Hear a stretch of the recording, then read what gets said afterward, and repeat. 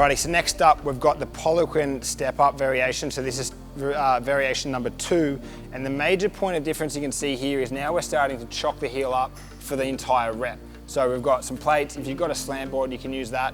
So we're chocking the heel up, and what we can see here is that it forces us already into that more dorsiflexion range. So we're getting more acute angle between the tibia and the feet, which allows us to drive this knee further forward. So you're probably gonna feel a lot more tension generated through that medial quad and a lot more force production. So we're increasing our ability to produce strength.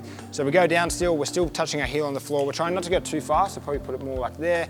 We're still allowing our hips to come forward, and we've still got that straight line from our shoulder to our knee.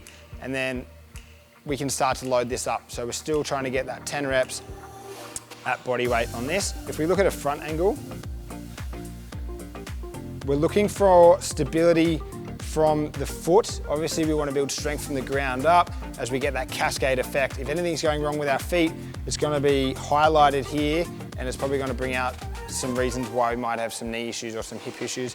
So you can see here, just driving the knee forward, all that pressure is going through that medial quad, and we're starting to develop strength through the VMO.